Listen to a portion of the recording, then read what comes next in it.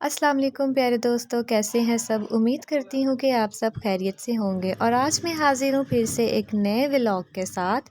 इससे पहले कि मैं अपनी वीडियो को शेयर करूँ, आप मेरे चैनल को सब्सक्राइब करें, वीडियो अच्छी लगे तो लाइक करें और ज़्यादा से ज़्यादा शेयर करें और काइंडली वीडियो को स्किप किए बगैर फुल वॉच किया करें। आज मैं सुबह उठी 9 बजे क्योंकि छुट्टियां हैं और इस वजह से मैं थोड़ा लेट उठी। मुझे लग रही थी बहुत भूख, तो मैं किचन में गई और आलू और मसाले देखकर अंदाज़ा हो गया कि आज नाश्ते में आलू के पराठे बनने वाले हैं। फिर मामा ने मुझे नाश्ता सर्व किया और मैंने इसको किया एंजॉय।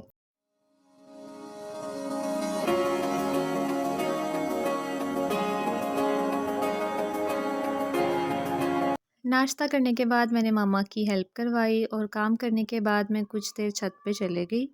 जब छत पर गई तो मौसम बहुत ही प्यारा था, ठंडी हवा चल रही थी और आसमान पर बादल भी थे। मुझे ग्रीनरी से बहुत प्यार है और इस वजह से मैं डेली छत पर इनको देखने के लिए आ जाती हूँ। ड्यू टू विंटर हमारे पौधे हो चुके हैं बेरौनक और जैसे ही बाहर आएगी और ये फिर से हरे भरे हो जाएंगे इंशाल्लाह। मौसम बहुत ही प्यारा था और मेरा दिल चाह रहा था कि मैं पकोड़े बनाऊं। फिर मैं नीचे आई और पकोड़े बनाने की तैयारी की। मैं बना रही हूँ पालक के पकोड़े जो बहुत ही क्रिस्पी और मज़े के बनते हैं और मुझे बहुत ही पसंद हैं। पकोड़े बनाने के लिए 1 कप लिया है मैंने बेसन, 1 गट्ठी पालक जिसको मैंने खुले पानी से धोकर काट लिया है। अब इसमें मैं ऐड करूँगी बेसन। अच्छा, पकोड़े तभी अच्छे और क्रिस्पी बनते हैं जब बेसन की क्वांटिटी कम ऐड हो और आलू या पालक की क्वांटिटी उसमें ज़्यादा हो। अब मैं स्पून की मदद से मिक्स कर लूँगी। थोड़ा सा ऐड करूँगी इसमें ज़ीरा, थोड़ा सा सूखा धनिया, हस्बे ज़रूरत इसमें ऐड करूँगी नमक, 1 टीस्पून इसमें ऐड करूँगी लाल मिर्च पाउडर। ये तमाम ऐड करने के बाद इसको मिक्स कर लूँगी और थोड़ा सा पानी ऐड करके इसका एक थिक सा मिक्सचर रेडी कर लूँगी। मिक्सचर थिक ही होगा तो पकोड़े अच्छे बनेंगे, इसको ज़्यादा लिक्विड फॉर्म में नहीं करना। पैन में ऑयल गरम हो चुका है। अब मैं 1 बाय 1 इसमें पकोड़े का मिक्सचर ऐड करती जाऊंगी और इसको कर लूँगी फ्राई। पकोड़े फ्राई करने का ये तरीका भी है कि पहले आप ऑयल को तेज़ गरम कर लें और जब इसमें पकोड़े डालें तो मीडियम हीट कर दें। इससे पकोड़े जलते भी नहीं और अंदर तक पक जाते हैं और क्रिस्पी भी रहते हैं।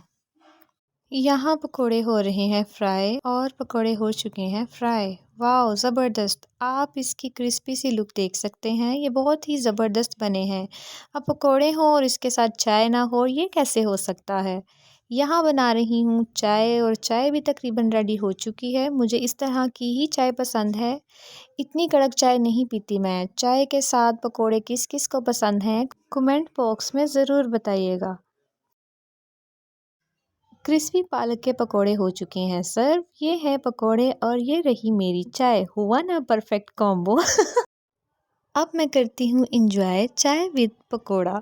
चाय पकोड़ा इंजॉय करने के बाद मूड बन रहा था शॉपिंग करने का क्योंकि मौसम काफ़ी चेंज हो गया है और मुझे कुछ ड्रेसेस और दूसरी चीज़ें भी लेनी थी।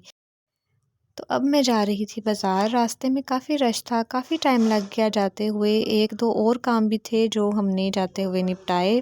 बाज़ार पहुँचे तो बहुत ही रश था, हालांकि हम लेट गए थे ताकि रश भी कम हो जाए, लेकिन ऐसा कुछ भी नहीं था। ऐसा लग रहा था कि सारी आवाम यहाँ ही आ गई हो। खैर, अब करते हैं शॉपिंग स्टार्ट। मैं एक शॉप पे गई, वहाँ काफ़ी अच्छी कलेक्शन थी, लेकिन मेरी ये बात है कि इतनी जल्दी मुझे कुछ पसंद नहीं आता और जब आ जाए तो इतना टाइम भी नहीं लगता। मुझे ये होता है कि ड्रेस चाहे सिंपल ही क्यों ना हो, इसका फैब्रिक अच्छा होना चाहिए। खैर, मुझे काफ़ी देर बाद आखिर पसंद आ ही गए। मैंने कुछ स्टिच्ड और कुछ अनस्टिच्ड ड्रेसेस लिए। सबसे बड़ा काम तो ड्रेस को चूज़ करना होता है और अगर वो भी मिल जाएँ तो इसके बाकी लवाज़मात भी तो पूरे करने होते हैं।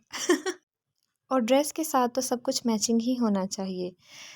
बहुत ही वैरायटी थी, बहुत अच्छा फैब्रिक था, बहुत ही अच्छे ड्रेसेस थे और उसमें से फिर मैंने कुछ ले लिए।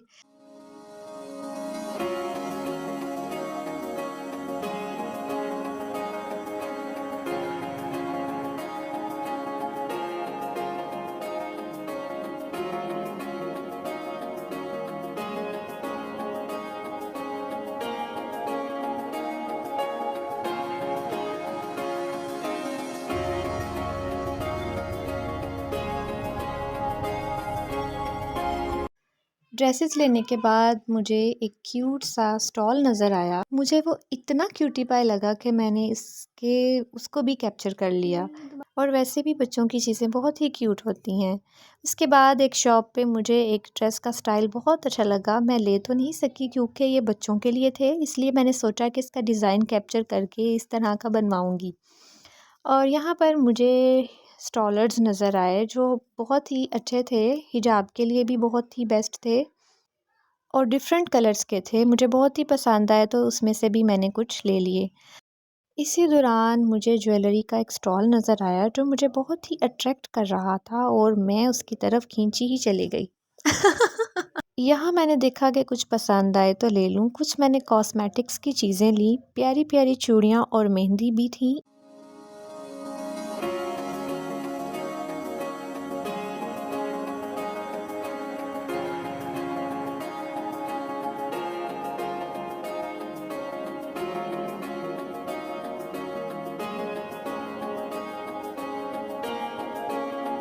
एक जगह तो मुझे बेबी शूज़ नज़र आए और इतने सॉफ्ट और क्यूट थे कि दिल कर रहा था कि इसी में से बस कुछ सिलेक्ट कर लूँ।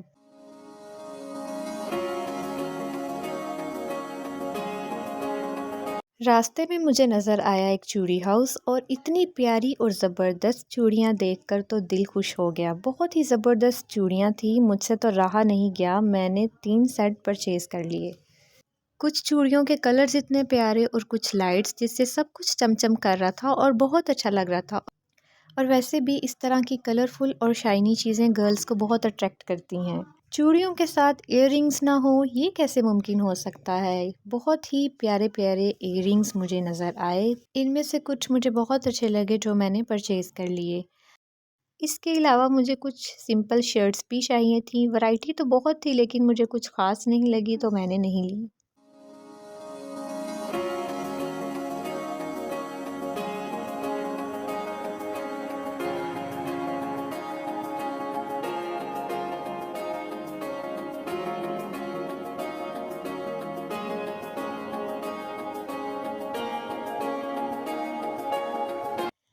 शॉपिंग तो हो चुकी थी हमारी मुकम्मल और रास्ते में हमें एक फ़्रेश वेजिटेबल्स की शॉप दिखाई दी। वहाँ पर बहुत ही फ़्रेश वेजिटेबल्स थी माशाल्लाह और बहुत ज़बरदस्त लग रही थी। फिर उसमें से हमने कुछ वेजिटेबल्स परचेज़ कर ली। टाइम काफ़ी हो चुका था और अब बारी थी घर जाने की और भूख भी बहुत लग रही थी और हम जा रहे थे घर। और रास्ते में कुछ हल्की फुल्की भूख के लिए हमने लिए छोटे से मिनी मिनी से समोसे और वो इतने टेस्टी थे कि मैं आपको क्या बताऊँ।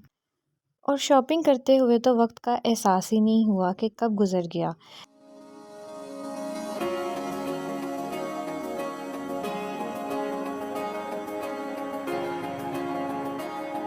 घर वापस आते हुए हमें काफ़ी टाइम हो चुका था तो घर आने के बाद सारा सामान उसकी जगह पर रखा, सब्जियां किचन में रखी और भूख तो अभी भी बाकी थी। फिर क्या करना ये था कि मैंने किया ऑर्डर बर्गर, क्योंकि खाना पकाने की हिम्मत नहीं थी, बहुत थक चुकी थी और जो बना हुआ था वो खाने को दिल ना था। बर्गर इंजॉय करने के बाद मैंने सबके लिए बनाई मज़े मज़े की कॉफ़ी और ब्लैंकेट में बैठकर इसको किया इंजॉय। कुछ मैंने अपनी वीडियोस को एडिट किया और उसके साथ ही मेरे दिन का हुआ इख्तिताम। इसी के साथ इजाज़त चाहती हूँ। मेरी वीडियो अच्छी लगे तो लाइक करें, मेरे चैनल को सब्सक्राइब करें और इंशाल्लाह अब आऊँगी नई क्रिएटिव एंड इन्फॉर्मेटिव वीडियो के साथ। अल्लाह हाफिज़।